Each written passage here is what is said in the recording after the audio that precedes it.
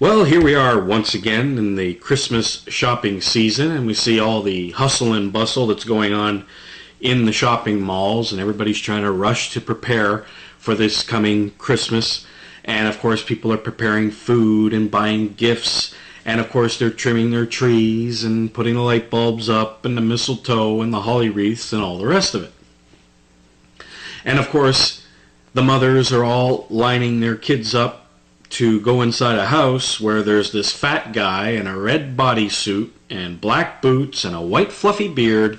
Of course, you know I'm talking about Santa Claus, the true hero of Christmas. And they're doing that so their kids can take pictures and their kids can ask Santa what they want for Christmas. If Santa asks, what do you want for Christmas, little boy, little girl? And of course, they tell him. And we all get together for the family visits, and we, of course, all know the drill about what happens at Christmas time. I found it interesting, Saturday that just passed, I was watching Hockey Night in Canada, and during the intermission, Don Cherry came on in his coach's corner, and he was speaking about Christmas and what everybody was doing for Christmas. And then he said that even though everybody's all busy for Christmas and shopping and everything else, we must remember one thing, that December 25th, the reason why we celebrate it is because baby Jesus was born.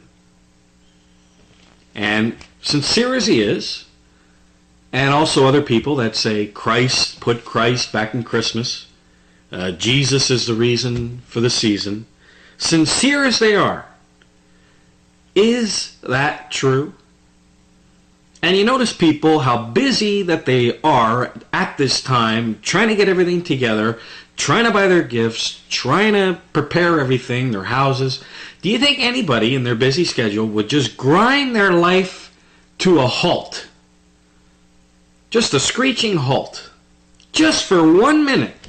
And ask themselves, was Jesus actually born on December 25th? Is this all true? Do you think anybody would ever stop and just say that to themselves? Well, most of the time, no. But I want to offer you this free booklet that actually goes into the origins of Christmas and the holly wreath and the mistletoe and the Christmas tree and the shopping and everything else. Goes into its actual origins, and it's full of information here I want you to get. All you got to do is go to our website at britishisrael.ca, and this is for those who are asking themselves, was Jesus actually born on December 25th? Now, this is the question that I'm going to answer on this video broadcast. I did 2 broadcasts on shortwave radio going into the origins of Christmas and everything else, and we got a wonderful response. The hits went way up on our website, and the downloads for this booklet went way up, and we thank you all for ordering it. And of course, it's absolutely free of charge. All you got to do is go to our website, and the web address is there at the bottom of your screen. Go to our website and get it absolutely free of charge. Is Christmas Christian? Are the true origins of Christmas in the Bible? Check it out for yourself. Order this booklet absolutely free of charge.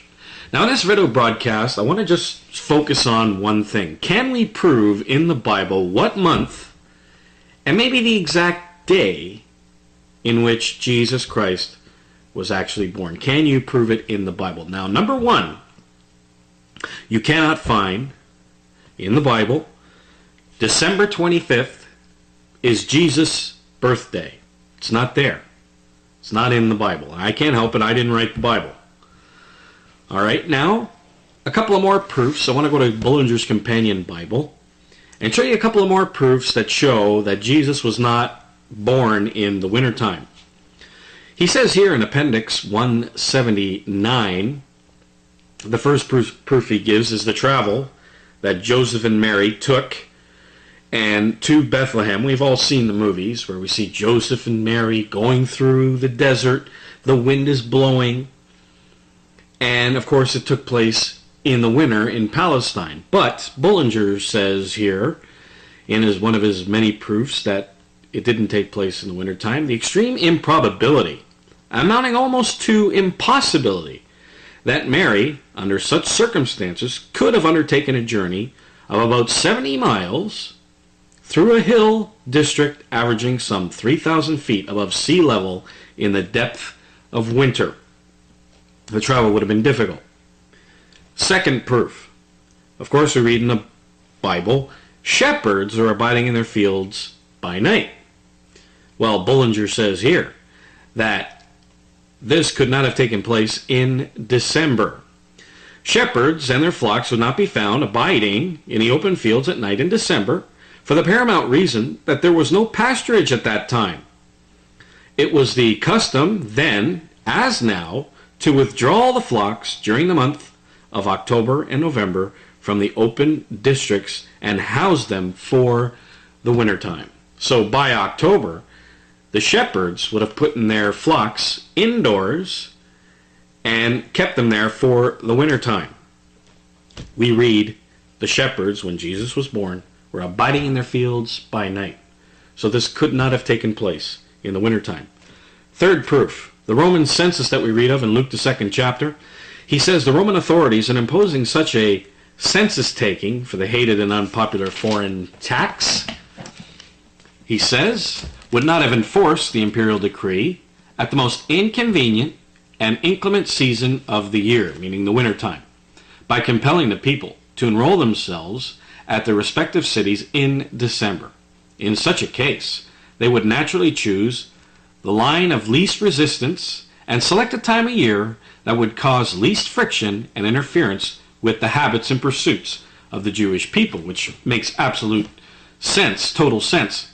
This would be in the autumn when the agricultural round of the year was complete and the people generally more or less at liberty to take advantage, as we know, many did, for the Feast of Tabernacles, the crowning feast of the Jewish year. And that took place, of course, in September. Was Jesus born in September on the first day of the Feast of Tabernacles? Let's go through the Bible. In Luke the 1st chapter, we can put all the clues in Luke the 1st chapter, we can put it all together and we can find out when Jesus was actually born. In Luke 1 verse 5, here we see Zechariah.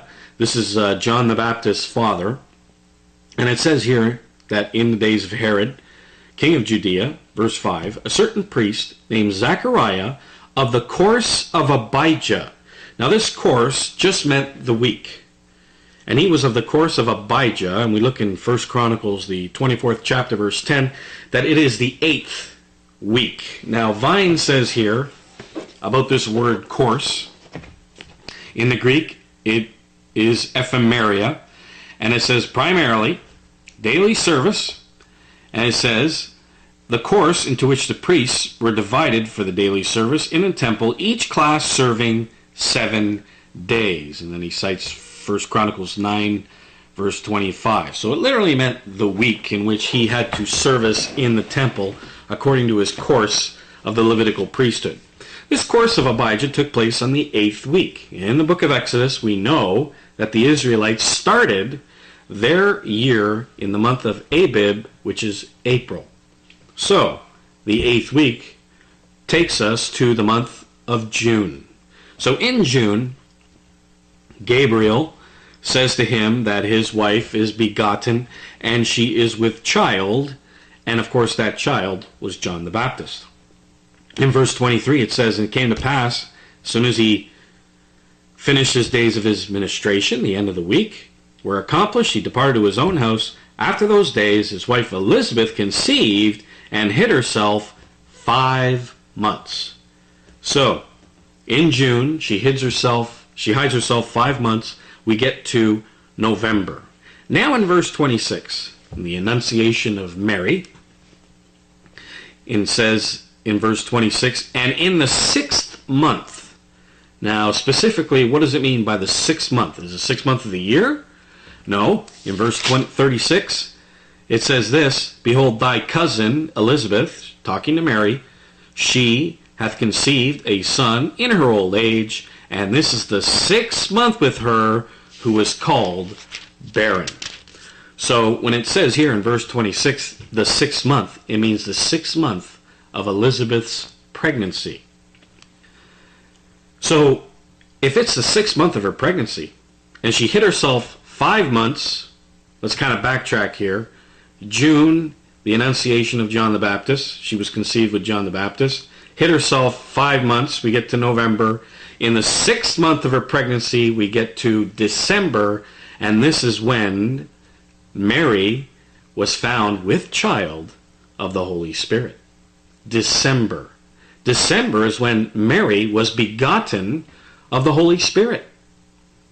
So, here we see Mary visiting Elizabeth in verse 39 through 56. And then it says in verse 56 that Mary abode with her, Elizabeth, for 3 months and then returned to her own house. So in 3 months, this would make the month of March. This would be the month of March in 3 months. And then John the Baptist was born. So John the Baptist was born in March. 6 months later, because she was with Elizabeth for 3 months, and then 6 months later, because the normal pregnancy stage is about 9 months, 6 months later would have been the birth of Jesus Christ of Nazareth. So from March, we count April, May, June, July, August, September. September was the month in which Jesus Christ was born. And then it makes total sense that the shepherds were abiding in their fields by night, that the census took place during the time of the Feast of Tabernacles. But here is another proof that Jesus was born on the first day of the Feast of Tabernacles. In John, the 1st chapter, it says, "In the beginning was the Word," or the spokesman, "and the Word was with God, and the Word was God." A lot of people have trouble believing that Jesus Christ was very God. And then in verse 14 it says, "And the Word," this is Christ, "was made flesh and dwelt among us." That word dwelt should read tabernacled. And Bullinger's Companion Bible proves that as well in his appendix. The word tabernacled among us. Why would John use that language of God tabernacling in the human flesh unless he was born on the first day of the Feast of Tabernacles? And then in 1 Kings, the 8th chapter, on the first day of the Feast of Tabernacles, Solomon's prayer, he says, "Would God indeed dwell on the earth?" He said that on the first day of the Feast of Tabernacles. It was a prophecy of the coming Messiah, coming and becoming flesh on the first day of the Feast of Tabernacles. It's inescapable. When we look at all the proofs in the Bible, we see that Jesus was born in September, and more specifically, on the first day of the Feast of Tabernacles, God's annual holy days, the days that we should be celebrating as Christians, not Christmas and Easter. Those days go back way before the birth of Jesus Christ of Nazareth. They originate long before Christ was ever even born. They go all the way back to Nimrod and the Babylonian religion. That is Nimrod's birthday of December 25th. Nimrod, who became the sun god of all the pagan religions, not Jesus Christ of Nazareth. So I urge you to get this booklet, and it goes into the origins of Christmas, and also we show you all the scriptures that we just showed you here in this program of when Jesus was actually born. Log on to our website, britishisrael.ca, or just Google the British Israel Church of God, and it'll take you to our website, and get this booklet absolutely free of charge. This is Peter Salemi saying goodbye, friends, and I'll see you here next time on the Watchman program.